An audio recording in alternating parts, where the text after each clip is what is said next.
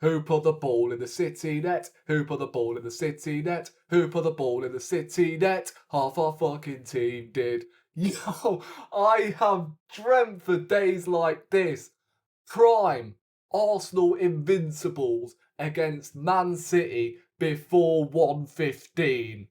An absolute humbler at the Emirates. That was no Royal Rumble. That was a Royal Humble, bruv.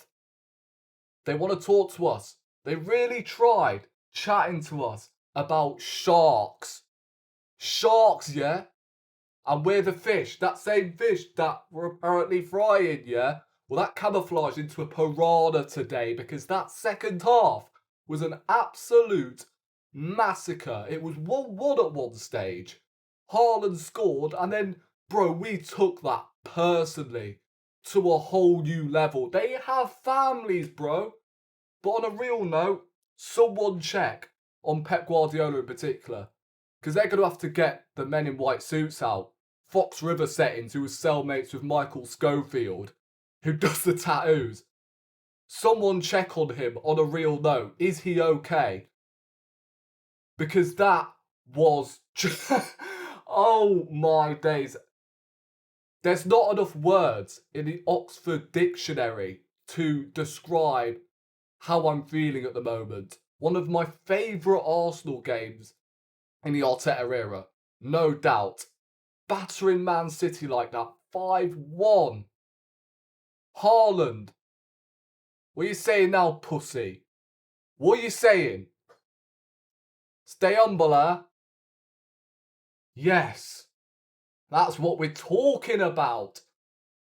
That is what we are talking about. 5-1 against Man City. Don't get me wrong, I thought we were going to win today. But a 5-1 humiliation. Nah, come on. Come on, Arsenal. You didn't have to do a man like that. We had year 13s bagging goals against, only, the Premier League champions from last season. Like, it's ridiculous. It's actually ridiculous. One of the most remarkable games I have seen so far this season, not just from an Arsenal point of view, but in the Premier League so far this season. Just unreal, that second half. First half, we go in front with an Ødegaard goal. And look, I thought we started really well. Not only with the Ødegaard goal, but Martinelli had a goal disallowed. And then Havertz, I mean, I'll get on to Havertz later on, but that miss. I have no words. I have no words to describe that miss. It's almost impressive that he's managed to not hit the target, let alone score. So, look, Havertz for the rest of the game, he worked his bollocks off and he got a goal and an assist. So, look, I'm not a fan of Havertz, but credit where it's due because he could have easily folded under pressure. He could have folded, definitely. But to score and assist, despite the circumstances and missing a huge chance at the other end, I've got to give it to him. Fair play. Fair play to Kai Havertz. But, yeah, we got to speak on individual players. Lewis Skelly. I don't think I've been this excited about a youth prospect in just... I don't remember it. Was I this excited when Fabregas got produced? Van Persie? Well, Van Persie didn't get produced in my lifetime, my bad, but Fabregas... In fact, no, did he get... No, he didn't get produced in my lifetime. Ignore me. Saka is what I'm on about. Was I this excited when Saka got first produced? Do I remember him scoring against Man City in his first appearance against them? I don't remember it. I really don't remember it. The finish. I mean, look, the keeper could have got there, but bro, you didn't have to do Haaland like that, man. In a reverse fixture, he was involved in an altercation with Haaland at one point in like stoppage time, and Haaland was like, "Who the fuck are you?" Only for him to dunk on Haaland in the reverse fixture by doing his celebration. Nah, nah, nah. You're crossing the line, bruv. You are crossing the line. Wineri. I mean, I don't know what to say about this kid. I've run out of superlatives for Wineri. He's so good. That goal, identical to the one against Girona on was it Tuesday or Wednesday night? Unbelievable. What a finish and what a player. I mean, our academy, it's safe to say, it's looking scary. Honestly, I think Wineri should have started the game in the first place because I think he would have had a cook fest on Gvardiol because we all know he has his incapabilities defensively. So I think Wineri would have cooked him. He came on and in stoppage time, 5-1. But some other honourable mentions. David Raya in that first half was absolutely outstanding. Two really important saves. The first one from the corner, unbelievable. Just did enough to tip it onto the post. Superb save. And he's been one of the best keepers in Europe this season, no doubt about it. I knew straight away with that Raya hairline that he was going to produce a masterclass. And thank fuck he was playing. Because if we had Neto in goal, we may have conceded a couple, I'm not going to lie. So I was relieved that Raya was back for this game. And he was absolutely brilliant. I thought Timber had a solid game. Saliba, I think, should have done better for the first goal. But apart from that, flawless. Gabriel. Oh, my days. Gabriel. Oh. I mean, just like Wineri, I've honestly run out of... I've run out of superlatives for Gabriel, to be honest.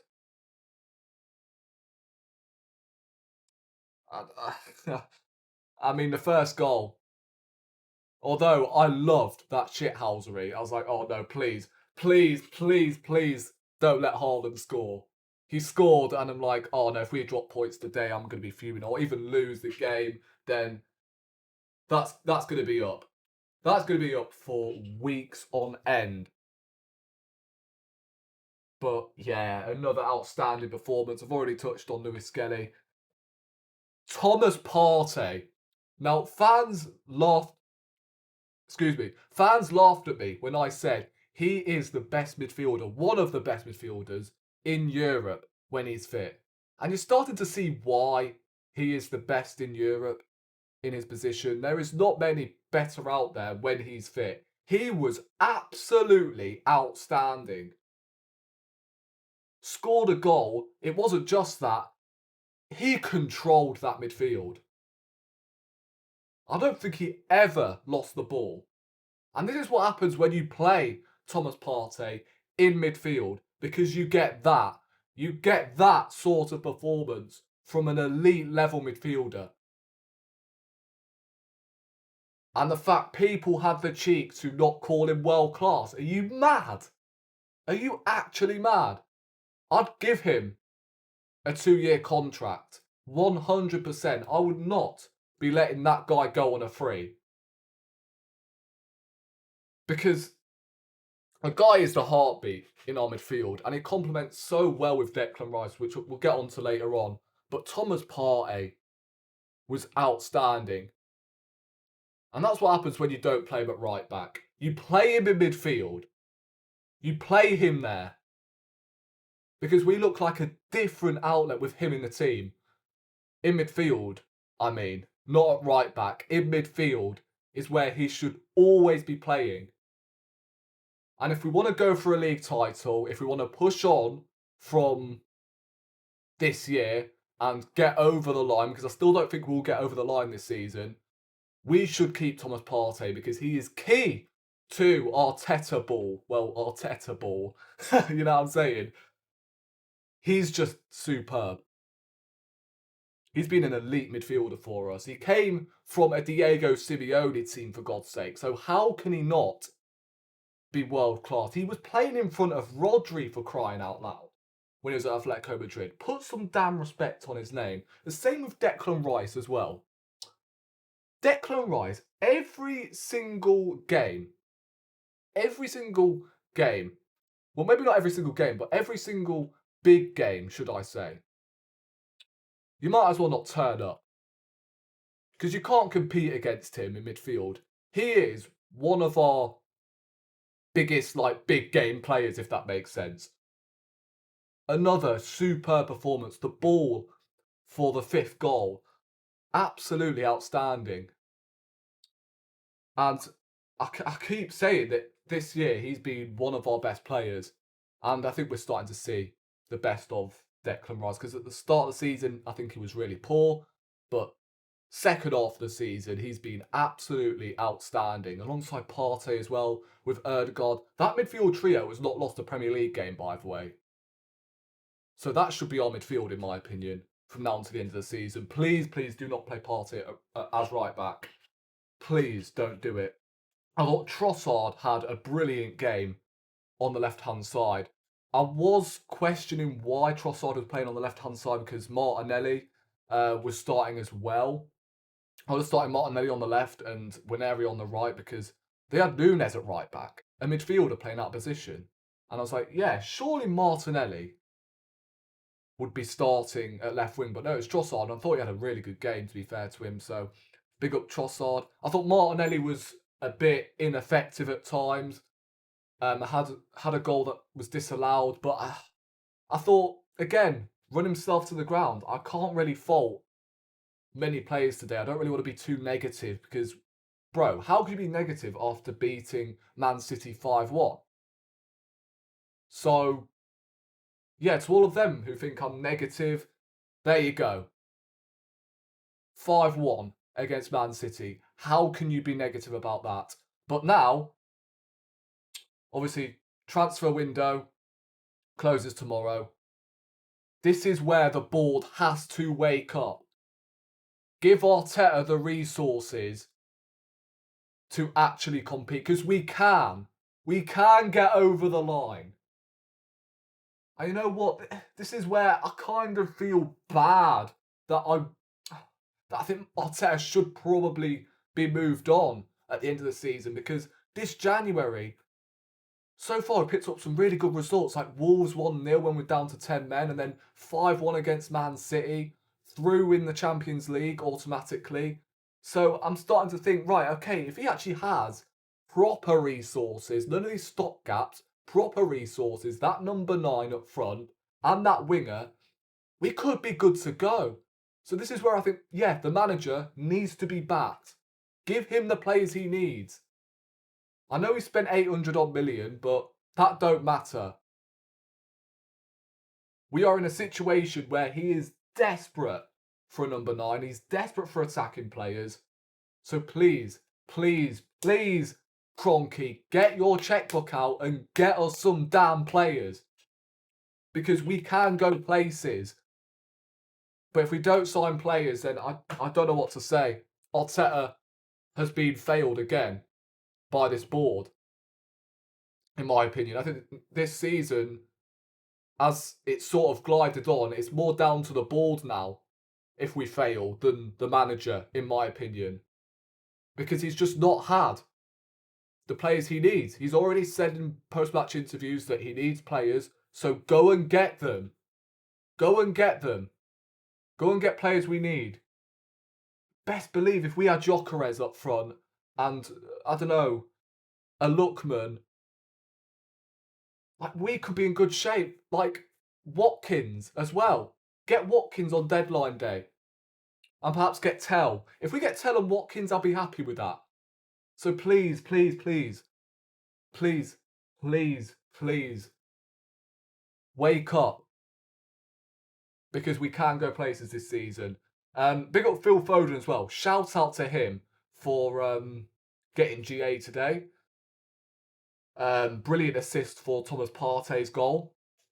So yeah, City fans were right. He's been absolutely outstanding so far this year, and he's just added more GA to his tally. So yeah, big up Phil Foden today. I thought he was absolutely outstanding. Yeah, speaking of Phil Foden and all of that, Arsenal bingo we did on the watch along, and turns out I had to get rid of the John Stones own goal box because yeah, it didn't happen. It was Partey's goal. So yeah, looks like I've only completed what 5 out of 23, which isn't bad, but yeah, we'll be back next week. Don't you worry. But yeah, 5-1 guys against Man City. Let me know your thoughts in the comment section down below. Oh my days. What? I don't think I've been on cloud 9 before as an Arsenal fan, but it is so good to be one right now. 5-1 against Man City. I'm not sleeping tonight. I'll see you in the next one.